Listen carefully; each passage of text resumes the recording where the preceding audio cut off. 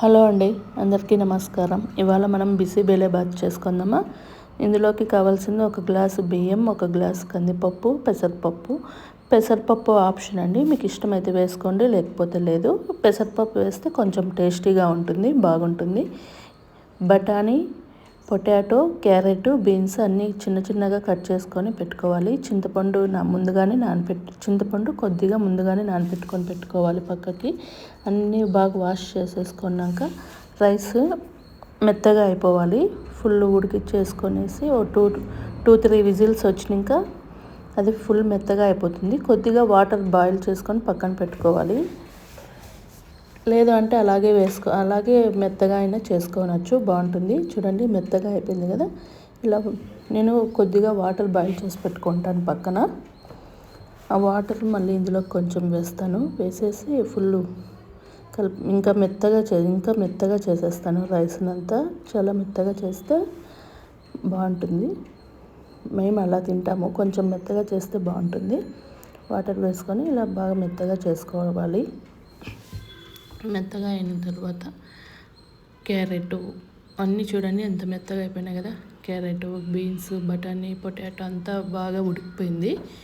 తర్వాత మనం ఒక కడాయి పెట్టుకొని అందులోకి ముందుగానే కట్ చేసి పెట్టుకున్నాం కదా ఆనియన్స్, టమోటో అవంతా ఇలా తిరువాత వేసుకొని అది కొద్దిసేపు మగ్గనివ్వాలి. కొద్దిసేపు మగ్గినాక ఆ తిరువాతనంతా తీసుకొని ఫుల్ మగ్గిపోవాలండి. అది అంతా టమాటో, ఆనియన్స్ అంతా ఫుల్ మగ్గిపోవాలి. ఫుల్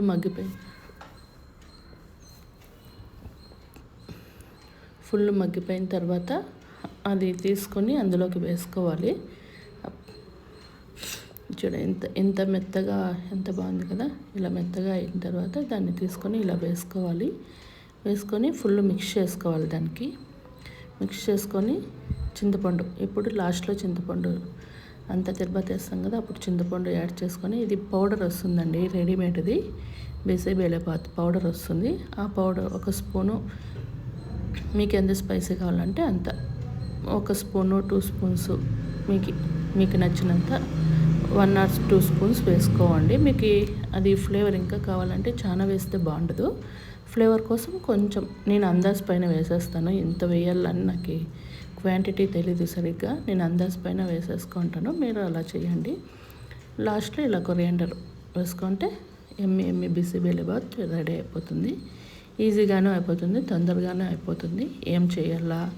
మనకి వంట ఏం చేయాలా, కర్రీ చేసే పని లేదు. ఫస్ట్ కర్రీ చేయాల్సిన అవసరం లేదు, అంతా ఇలాగ చేసేసుకోవచ్చు, ఈజీగాను అయిపోతుంది. లాస్ట్లో దీనికి గార్నిష్కి పొటాటో చిప్స్ ఇలా బూందీ వేసుకొని తింటే చాలా బాగుంటుంది. మీరు కూడా ఒకసారి ట్రై చేయండి.